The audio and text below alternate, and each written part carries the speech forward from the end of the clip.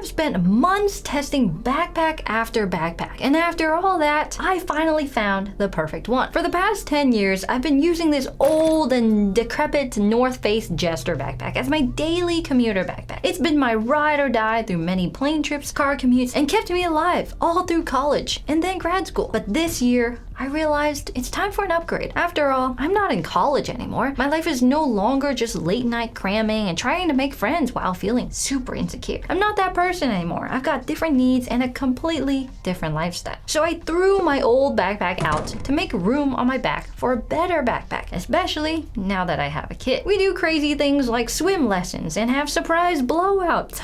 Those are fun. Therefore, I need something that can handle the office commutes, gym clothes, toddler things, travel, and just work every single day, no matter what I throw at it. And over the past year, I've been testing a ton of different backpacks to find the perfect commuter backpack, which I think I finally found. But before I landed on the one, I had to go through a bunch of others. Some were great, some were absolutely terrible, and the others, they were real close. So let's start from the beginning, the backpack that kicked off this whole search in the first place. But before I officially started my backpack testing journey, I looked at what I had, since it would be super wasteful to spend money on something when I had a perfectly good backpack in the back of the closet somewhere. Maybe one of those would work as a decent commuter backpack. Then I wouldn't have to spend any money or any testing. I could just have it. There were some premium options there after all. The first was a Peter McKinnon Nomatic 35-liter camera backpack I got as a gift. And honestly, this thing is massive. It's supposed to hold camera gear, clothes, and a laptop, which is great if you're Peter McKinnon and you're traveling across the country and making a film out of it. But for a daily commute, it was like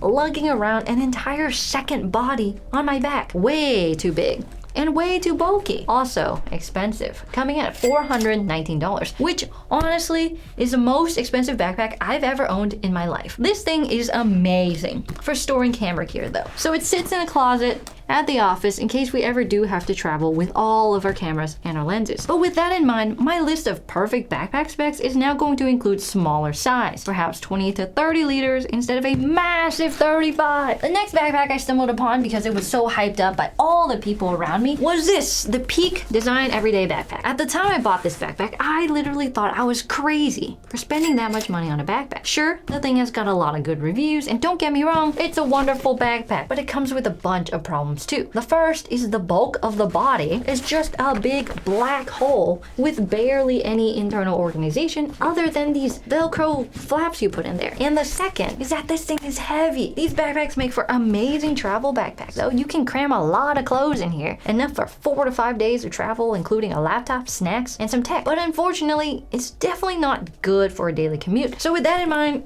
I gave up on repurposing camera bags into daily use backpacks and added another item on my list, organized compartments instead of black hole. So the first few features we're looking for are 1, to be a tad bit smaller, and 2, organized. Surprisingly enough, one of the tech creators I watch often, don't we all, is Linus Tech Tips. He created a backpack that was supposed to meet this criteria perfectly. Introducing the LTT Commuter Backpack, the smaller brother to the original big 35-liter backpack, which I also have, but did not include on this list for obvious reasons, one of which is the massive size. At this point, I didn't have much context on what even makes a good backpack or what features I was looking for. So this really was the one that started it all. LTT calls this the perfect backpack that's worthy of your everyday carry. After all, he made it to fit his exact specifications. And at 20 liters with a clean logoless design, I was sold. So I picked it up for a whopping $150, which I thought was expensive for a backpack. Oh, how naive I was. When I got this in the mail, man, I was impressed. The bright orange lining made it super easy to see what I was reaching in for. The dedicated tech compartment fit everything I need, from my 14-inch MacBook Pro to my chargers and headphones. Even the water bottle pocket on the side held the biggest water bottle I owned, a 34-ounce ceramic water bottle. And the thing just stands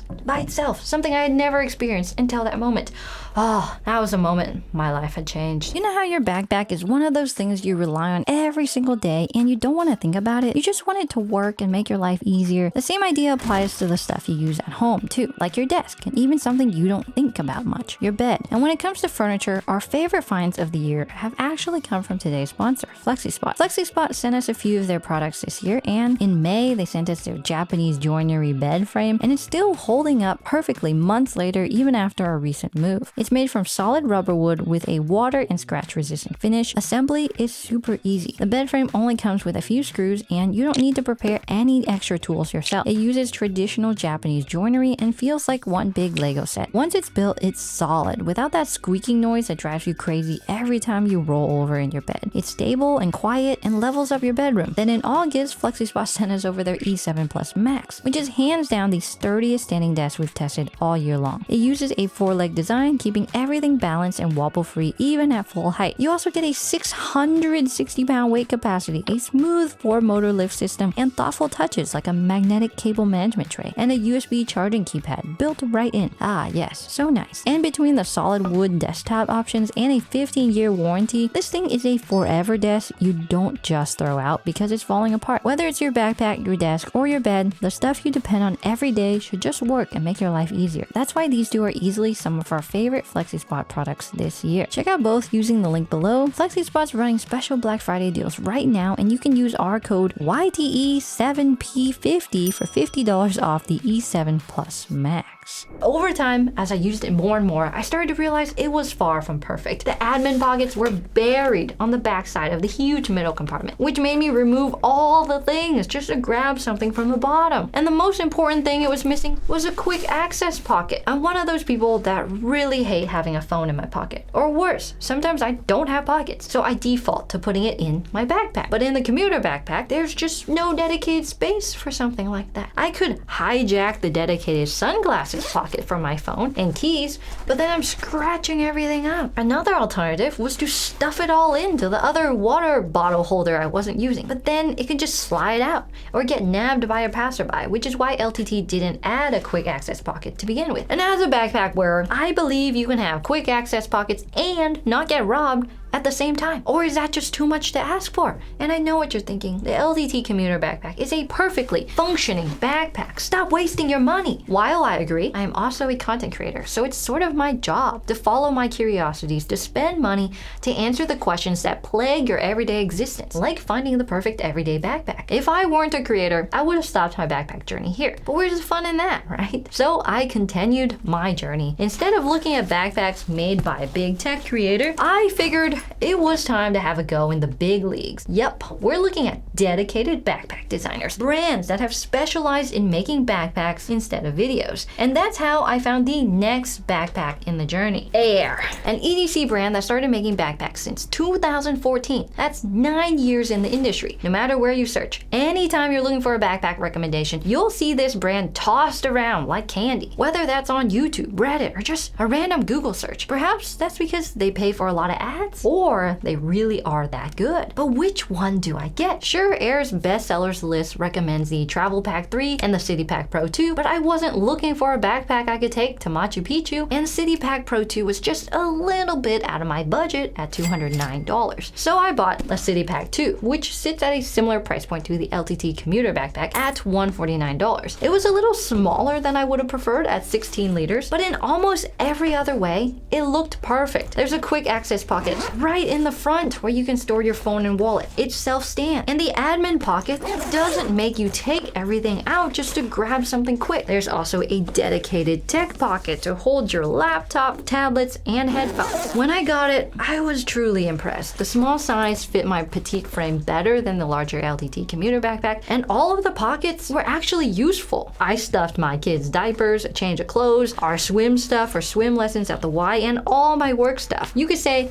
I packed packed it to the brim, and that was actually its downfall. It didn't have any extra space in case I had to pack a snack or lunch for the day. So despite the perfect layout and a host of features I absolutely loved, the small 16-liter size made me move on. Perhaps I should have gotten the more expensive yet bigger City Pack Pro 2 after all. But I wasn't ready to make such a big jump yet. A couple of you in the comments recommended I try out the Fit Pack 3, also by Aer, especially if I was regularly packing gym clothes into my backpack, which I do. Coming in at the same price of the previous backpacks and with a bigger 18.7 liter size, it seemed like a good contender. This one looked a lot different too. Instead of the square front, this one has a middle part zipper right down the front to reveal a large compartment for gym clothes. On the bottom, there's extra space for your shoes too. But since your shoes and your clothes share the same space, it actually felt super cramped. So while the backpack appears like it would be a good fit, I realized what was missing after using it for about a month. There's a quick access pocket on the top like the other backpacks, but that's it. It only has one, which is perfect for a phone and a wallet. But if you needed more space, adding just one more compartment in the backpack would help separate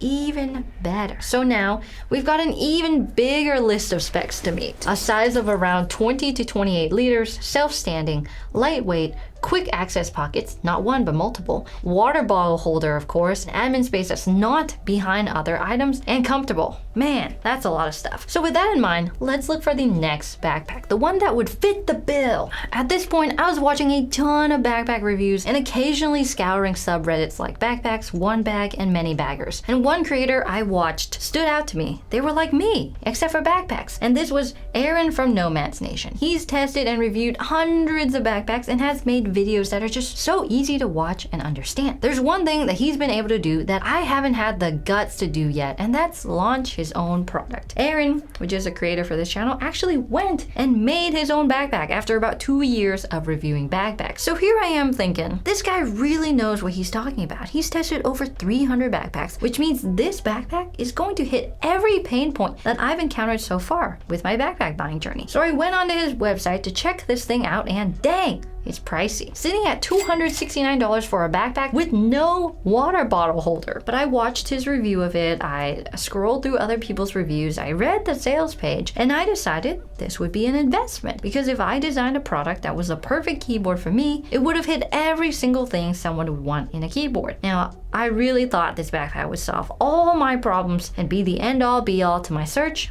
and so I bought it, even though the price tag internally made me cringe. I was supporting another creator while also finding a good backpack. 2 birds with 1 stone, right? When it arrived, I was shocked by how light it was. The materials looked more premium in pictures than it did in real life though, and the boxy look, let's just say it didn't complement my body at all when I put this on. But in theory, it did fit a lot of boxes for me. It has 22 liters of storage, but it has an expandable zipper so you can up it to 26 liters when you need it, which is plenty of space for all my stuff. It stands, even though it's much lighter than the other backpacks. I am really impressed with his material choice here. To keep it light and stand is a big feat. So there's multiple places to put your stuff. The quick access in the front and the 2 side pockets in the back, which is the main selling point for this backpack, called the hatch. And this is where things started to go downhill for me. The hatch is meant to solve all my problems. It's easy to open, it fits a lot of things like phones, wallets, notebooks, earbuds, and it's theft proof, or at least harder to get into than just opening it up and swiping it quickly. But in reality, this pocket is pretty hard to open. The zipper gets stuck at the top and the flap is heavy, so it's constantly closing itself on you. That means you need 2 hands to access this pocket, which is a bit inconvenient if you ask me. I like to just one hand something real quick instead of flipping it around, using both hands to open it, grab the thing, and then using both hands to close it again. It's more like slow access, which maybe that was the point. And because the zipper doesn't open up all the way, it makes it hard to get things out of these 2 stretchy pockets here. While I love the material choice of the stretchy pockets and even the zippered pocket, the design of it feels more like a hassle than a bonus. Other than that, the other compartments serve their function well. On a side note, there is a water bottle holder, but it's sold separately and I couldn't find it anywhere on their website, so that was a huge bummer. The straps also didn't fit me well since I have a smaller frame than most people. Surprisingly, all the previous backpacks I've tested so far actually fit really good. But now I was lost. I thought the Fyro would be the one, and I had already spent so much money on it too. At this point, I was seriously thinking of just going back to the City Pack 2 and calling it a day. It was my favorite bag by far, but I also didn't want to spend any more money either. Maybe there was hope somewhere else beyond the horizon in other EDC brands. So I looked to TomTalk, Bellroy, Tombin, GoRuck, and AbleCarry. A lot of these websites actually had too many backpacks, so I just instantly closed their sales pages. It was too overwhelming to look at. And others like GoRuck looked way too tactical for taking to work. But as soon as I landed on AbleCarry, I felt like I had found the one. They only have 6 backpacks to check out, which I could easily do in a couple minutes. I instantly crossed out the 13-day bag, which was too small, and the Daybreaker 2, which looked like it was meant for a 3-day backpacking trip in the Great PNW, which I had done before with a Gregory backpack. And that just left 4 bags left: the Max EDC, the Daily Plus, the Daily, and the Max backpack. They sound pretty similar, don't they? So I crossed out the Max since it was 30 liters, just had too big for my daily usage. And on that note, I also crossed out the Daily since it was too small. So now it was down to 2. The Daily Plus looks great with its quick access and overall design, but there was one big problem. The laptop pocket was combined with everything else. This thing just has one main compartment for everything, so you'd have to take everything out to get to the bottom of it. And so we were left with the Max EDC, which sat at 26 liters, a bit bigger than expected, and at $260, a lot more expensive than expected too. Now, would this be another case of instant regret like with the Fyro 22 liters, or would I fall in love with this as the perfect daily carry bag? I did what any reasonable person would do and scrolled straight down to the reviews. I knew better than to trust their sales page. They were trying to sell their backpack after all. This thing has no 1 or 2 star reviews, so I filtered down the 3-star reviews to see what the problems were. Some said it was too small, which I disagree with, and others complained about the color. Okay, not really my thing. If anything, I was worried about it being too big, so I scoured for reviews from other people with small frames like myself. And I stumbled upon this one from Stephanie, who is 5'4", a mere 2 inches taller than me, and she loves this backpack. Perhaps I could too. So with a newfound feeling of confidence, I got one. In tan this time, because I'm tired of wearing black backpacks. And when it arrived, it was bigger than I thought it'd be. 26 liters doesn't sound like a lot until it's sitting right in front of you, but I had to test this thing out, so I loaded it up with everything from my previous backpack. And surprisingly, it had a lot of spare space in case I had to fit a thick jacket or an extra thermos or coffee. Not bad. And after testing so many backpacks, I finally understood that you can't judge a backpack by its initial use. Only after about 2 weeks can you truly see if it's a good fit or not. So here it is. First impressions, it's got a lot of zippers and potentially a lot of pockets. The nicest thing about this is it has 3 big compartments. A front big pocket that's meant for shoes or clothes, which is perfect for the gym. And there's a large middle compartment with some organization. Depending on your needs, this can be for all your tech stacks or a jacket, diapers, some change of clothes, all go in here. It's even got internal organization, which is nice for random tech like a Pocket Osmo or my little notebook. And then at the far back, there's a laptop holder, along with some super cool admin pockets, AirPods, chargers, and cables. I haven't seen this in other backpacks, but it's actually really useful, and I'm constantly taking stuff in and out of this pocket. There's small pockets for a wallet, phone, even this water bottle holder that can fit even my biggest water bottle. This thing can double as a pocket for something else if you're one of those people that don't need H2O to survive. The only downside so far, it doesn't self-stand. But maybe that's something I'm willing to trade. Maybe it's not that important for a backpack to stand. I'm just throwing it on the floor anyways. So about 2 months later, I gotta admit, this thing is near perfect. It fits my current lifestyle, and that's all I can ask for. I'm sure 5 years later, my life is gonna look very different. So there is no perfect backpack for your entire life, just your current one. There's only one more problem, and something I may never know the answer to. Could I have saved myself all this trouble by just getting an Aer City Pack Pro 2 instead of the City Pack 2 when I did, thus saving myself all this trouble and money in the first place? It would be like going back in time, changing one decision, and erasing an entire timeline, aka like half this video. This timeline. Will I ever know which timeline is better? If you're looking for an even bigger backpack, check out my video on the LTT 35 liter backpack right here. Bye!